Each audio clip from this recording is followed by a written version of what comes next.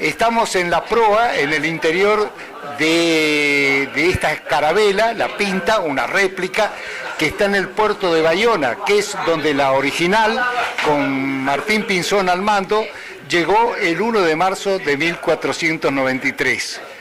Esta era la carabela. Esto que vemos es todo el navío, uno de los tres, con los que Colón fue a América.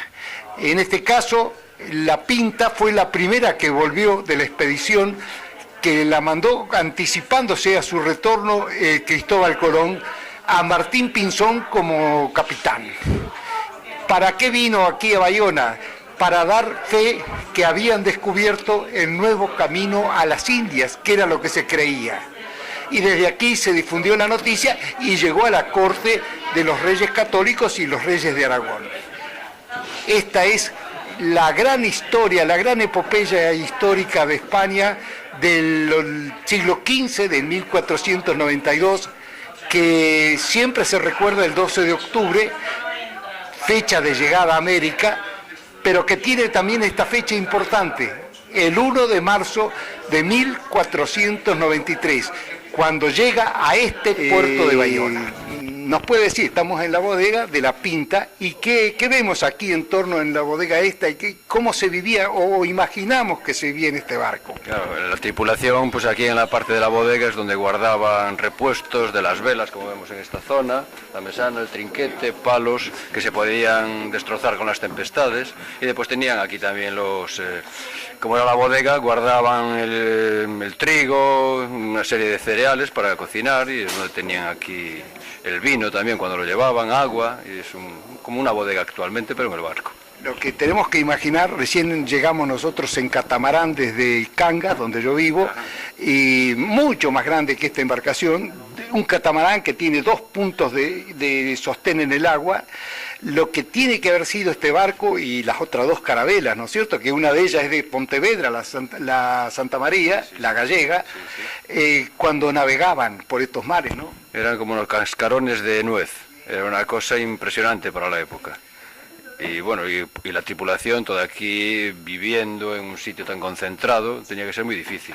Muy difícil, y fíjese que la Santa María no aguantó más que el viaje de ida y ya se quedó en América, ¿no? Es la primera llegada a América que se queda allí, ¿no? Sí, hicieron después un fuerte, ¿no? en las primeras islas que encontraron. Sí, y además, demostrando que Colón es gallego, María Lao es una virgen únicamente de Pontevedra. Sí, de hecho hay una teoría que hablan del origen del Colón gallego. No, de Pollo. De sí, Pollo, de la zona de Pollo. Hay una casa, unas ruinas que dicen que es la casa de Colón. Y ahí está el museo ahora, que recomiendo visitar. Sí, señor. Y Colón nace de aquel lado, del Eres Atlántico, porque ahí se junta la ría con el Eres, donde nace él, de aquel lado.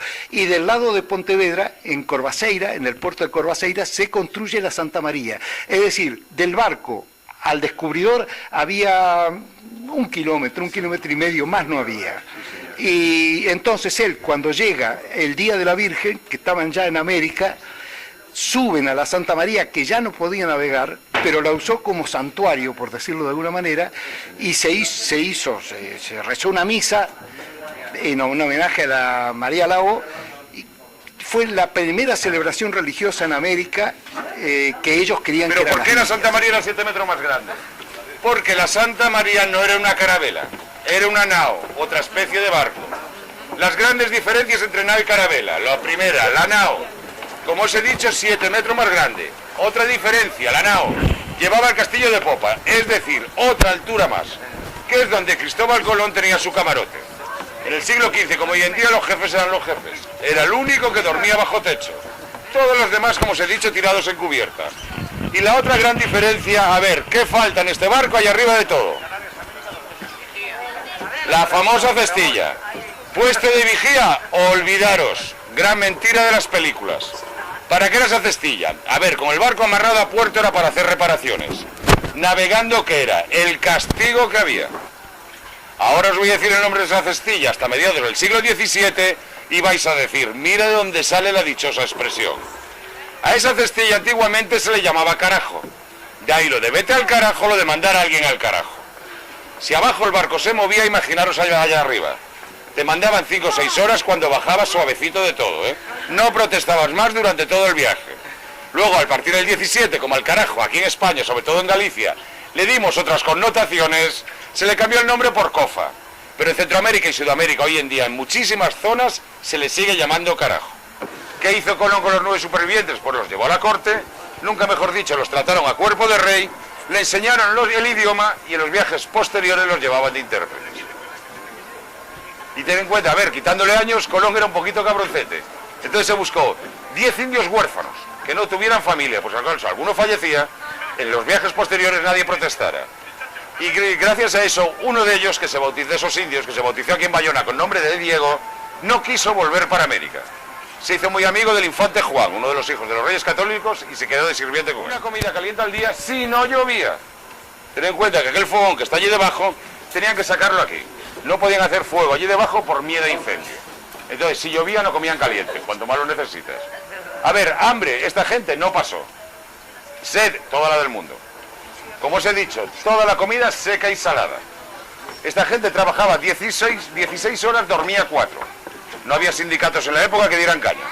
Entonces, 16, 4. Como te tocara el turno de día, 16 horas bajo el sol. Comida seca y salada.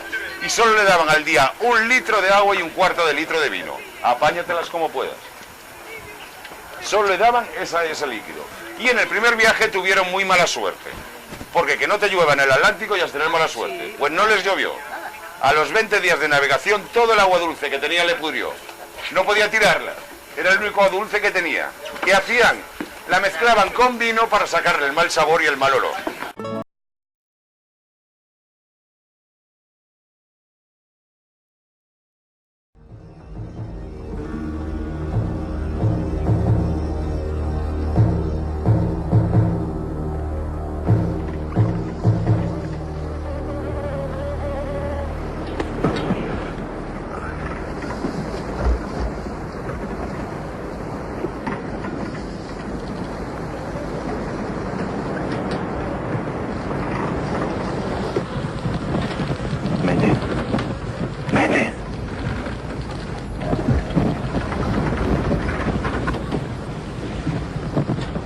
Tierra.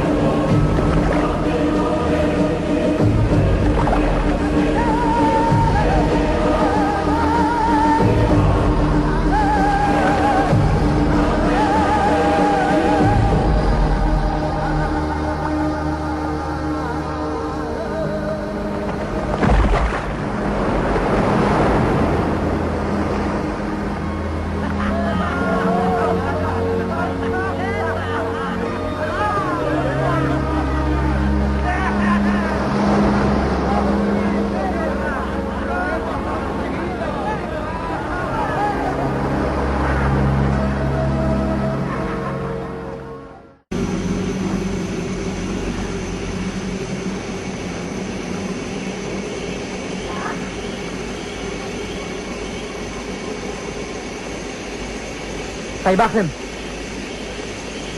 Aha.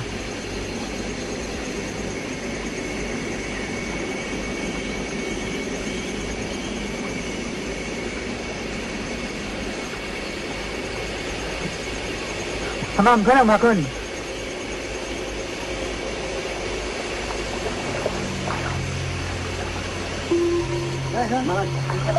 Kata pa bayar. Kata pa bayar.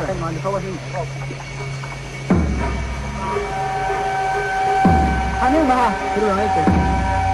Ipur kumangay. Malo kawas kana ba utin? Ada ulma. Kata pa bayar. Igay kete apa itu? Kay pa bayar.